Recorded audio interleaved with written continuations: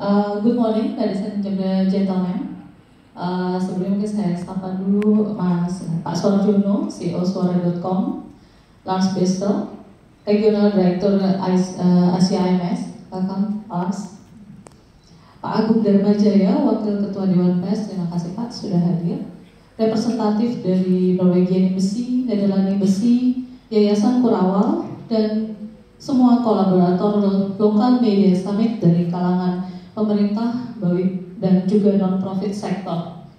Kemudian juga dari rekan-rekan dari Chandra Asri, Amazon Web Service, Dano, dan semua kolaborator lokal media summit dari private sector.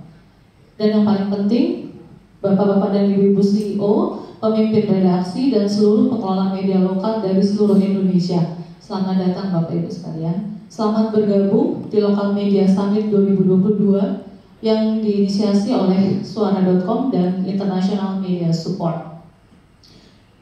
Opening conference kali ini kita mengambil tema tentang masa depan media lokal, model bisnis, keberlanjutan, dan juga pengembangan audiens. Kami ingin memberi gambaran industri media lokal hari ini dan bagaimana prediksinya di masa depan. Dewan Pers mencatat hingga Agustus tahun 2022 ada 969 media siber yang terdaftar di Indonesia. Kemudian 445 media cetak, 16 radio, 367 televisi. Lumayan banyak sekali jumlahnya. Sebagian besar media ini beroperasi di daerah, menarget pembaca lokal. Ada yang sukses membangun bisnis media, tapi ada juga yang masih berjuang keras untuk bisa sukses secara bisnis dan konten. Tetap optimis, banyak peluang di masa depan. Salah satunya peningkatan traffic internet. Pandemi COVID-19 telah mendorong penggunaan internet dan akses ke media online meningkat. Namun sayangnya peningkatan traffic ini tidak ditopang infrastruktur teknologi yang memadai. Sebuah tantangan yang dihadapi media, khususnya media lokal saat ini. Opening konferensi ini akan membahas situasi terkini media dan mengeksplorasi potensi model bisnis yang berkelanjutan, termasuk bagaimana mengembangkan teknologi dan basis pembaca yang loyal. 4 pembicara dari berbagai latar berbeda akan memberikan perspektif mereka mengenai media lokal masa kini dan masa depan. Langsung saja, saya ingin mengundang keempat pembicara kita pagi ini untuk hadir ke depan. Yang pertama, Bapak Lars Bestel, Regional Director for Asia, International Media Support, sebuah organisasi internasional yang berpusat di Copenhagen dan fokus pada pengembangan media. Lars, please.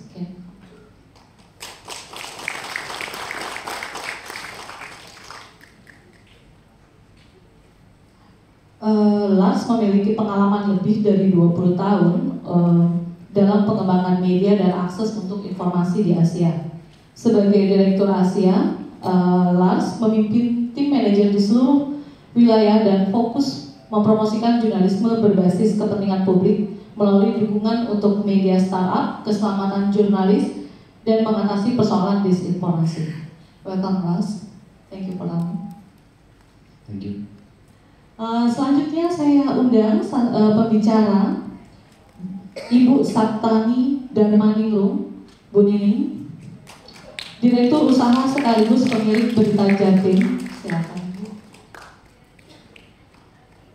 Wakil Sekretaris Komite Komunikasi Digital Provinsi Jawa Timur, komite yang bertugas memerangi hoax, misinformasi, dan ujar kebencian, sekaligus memperkuat edukasi dan literasi. Bu Nining mengembangkan Berita Jatim sejak 2006. Selain itu juga sebagai pemilik portal Jatim Communication dan media online pilar.ic. Kembali lagi saya undang pembicara berikutnya, Pak Janu Arianto, Ketua Persatuan Perusahaan Periklanan Indonesia P3I Pusat. Silakan Pak Janu.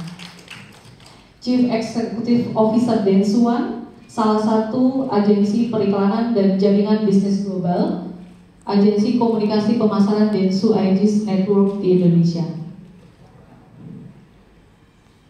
Selanjutnya, kembali saya panggil Bapak Gunawan Susanto, Country Manager Amazon Web Service. Pak Gunawan ini memulai karir di IBM di Indonesia sampai kemudian menjadi Presiden Director pada tahun 2014, kemudian bergabung ke AWS sebagai Country Leader AWS Indonesia yang pertama. Pak Gunawan memiliki banyak pengalaman bekerja dengan startup dan perusahaan dalam berbagai ukuran. Bapak Ibu sekalian, kita akan mulai dulu dengan pemaparan dari para pembicara. Kemudian nanti akan dilanjutkan dengan sesi tanya jawab. Jadi silakan dicatat dulu jika ada pertanyaan. Nanti ketika akan disampaikan pada saat tanya jawab. Semoga kita punya cukup waktu untuk tanya jawab. Saya ingin memulai diskusi pagi kita ini dengan situasi global, lanskap media di Indonesia, di dunia sebagai fokus pada media lokal. Hyperlocal news membuahkan banyak keberhasilan pada bisnis model bagi media lokal di berbagai negara. Mr. Lars, you have many experience in seeing the growth of local media in digital era in many countries. So I will start from you, from some question for you to answer to your presentation. How do you see media situation globally, mainly in the local media, and consider to the situation in Indonesia? What is best practice that might you recommend or suggest for Indonesia context? So what is your recommendation? So please, it's yours. Thank you very much, Eva, for that. And it's a great pleasure to be here. I hope I have some time to also present some slides. But let me give you, try to answer your question. Yes, please. Okay. So, mungkin panitia bisa bantu untuk presentasinya, Mas? So, yes. Okay, so this will probably take about 15 minutes or so to go through, but, yes. But I can try to quickly answer your question also. There's the media stands in front of a lot of challenges at the moment. If I should highlight three as the beginning, and one related very much to the topic of this event is a financial crisis of the media itself. There's a crisis also of safety of journalists and the media outlets. And thirdly, I would highlight disinformation as one of the, and these are three topics that we as an organization work to counter, and our biggest quest at the moment. So let me start by thanking for this event. It's a great pleasure to be here at this summit. I've come to know during the past couple of days that this local media summit has been on the way for quite some time, and has been a big wish for quite some years now. And with local media in Indonesia being at the forefront here, it's a great pleasure to see so many local media being present today and over the next couple of days from across the country. We also have representatives from Jakarta-based media and other businesses and donors.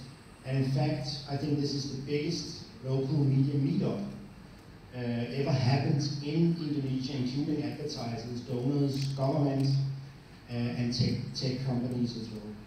Big thanks to Suara.com for leading the efforts and for collaboration in making this happen.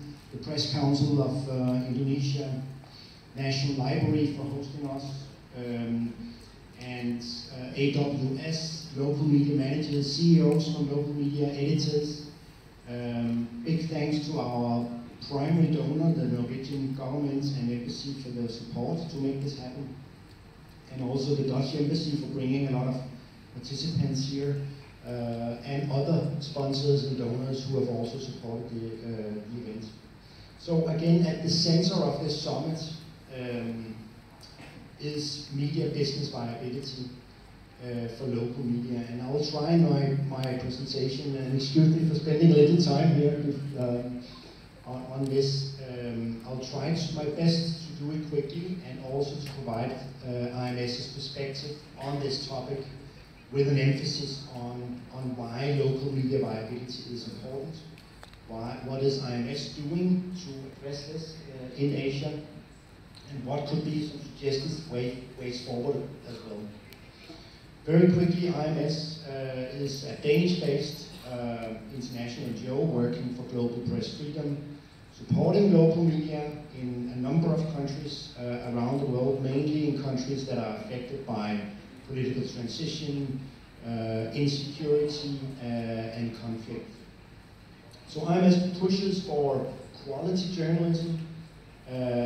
We also work to challenge repressive laws that are working against media freedom, and we work to keep media workers safe so that they can do their jobs.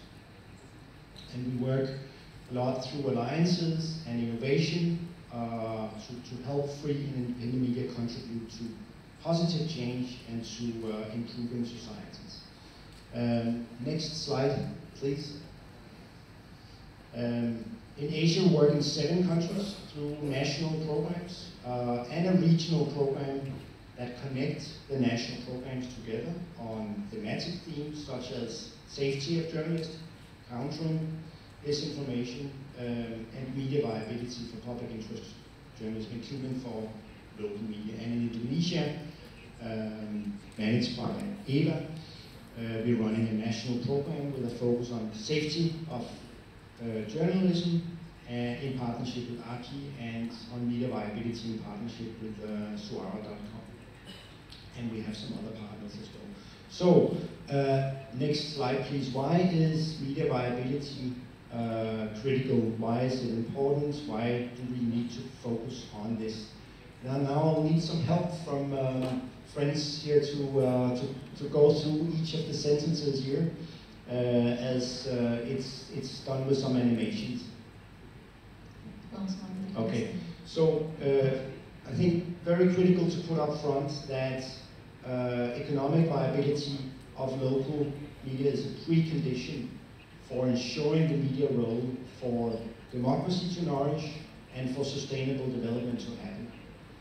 As I said in the beginning, we are seeing now a global, quite severe financial crisis for the media, threatening the independence of journalism globally. There are already too few outlets to serve the purpose and to serve the audiences in need of information across languages, across many different geographies and local communities. And without diverse, viable local media outlets to serve the citizens, both citizens, society, and government is ill-equipped to deal with major challenges such as climate change. COVID-19 had a drastic impact on the viability in many countries, and in many cases drowning local news outlets. And this is happening at the same time to the rise of disinformation and other severe forms of algorithmic power content such as hate speech and conspiracy theories. Next slide, please. So there are some other important points to factor in here, and that is that we're going in a direction where only those who can afford to pay for journalism and able to access diverse platforms will be those served with good journalism. And that's of course a very scary scenario. And those without access will be left vulnerable to a lot of other vested interests. So there will be a vacuum left that can be very harmful for society as a whole and be prone to uncontested disinformation and hate speech.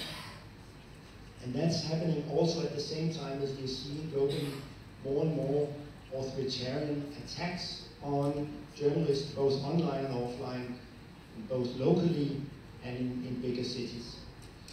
And at the same time, as we also saw during COVID-19, additional restrictions was put on the media. For instance, to avoid disinformation that also can harm and provide direct attacks on the professional media houses as a whole, and give reasons for more self-censorship and in some cases burnouts of journalists and outlets.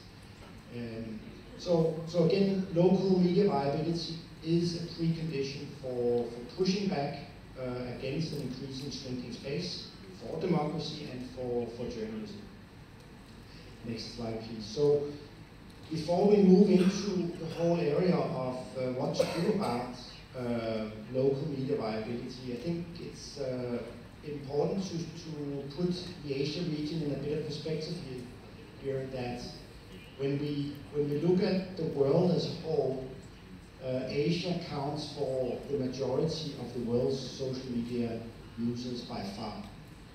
And so I think this statistic in itself says a lot about what we need to factor in, what we need to have attention to when talking about media viability. Next slide, please. There's also critical to take into account the penetration of mobile connectivity. Every person had more than one phone, 132% penetration in Southeast Asia. That's still a lot, so mobile phones is the primary platform for access, including in Indonesia. It's not the only one, but it's certainly a primary one.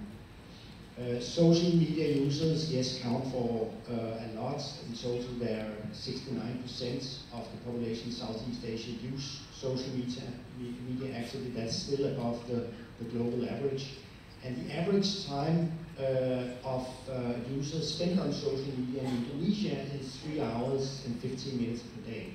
That's also a very high number compared to the global average. I think Philippines is 4 hours and 15 minutes in comparison. Next slide, please. This is a framework that we have developed to better understand media business viability when we start to work with media partners. So there's 6 overall areas that we zoom in on and focus on the situation for audiences, how to engage audience, how to use customer segments and do audience research to get a better understanding of how to reach and whom media are talking to. Content and products, where lies the innovation, what formats can be innovative, how can media use disinformation, strategies, etc. We also look at the organizational aspects of it. What's the resources, what's the leadership vision, what's the staff capacity, etc. Business models, what kind of management foundation is there? What is the vision and mission for media to go forward? What are the goals for the next years to come? That kind of strategic planning and business planning. Looking at the different revenue streams of how to diversify, to take advantage of different revenue streams. Some are too dependent on one. For instance, advertising, which we know over the past decade has declined a lot for most media houses and led to a big crisis for many. And then also looking at the whole ecosystem of media and how to partner up, how to build collaborations and use the networks for improving this. And that's also, I think, a reflection of the importance of this event. Next slide, please. So we look at each of these 6 areas in a holistic way when working with media outlets to arrive at this, having the management fundamental in place to move sustainably forward.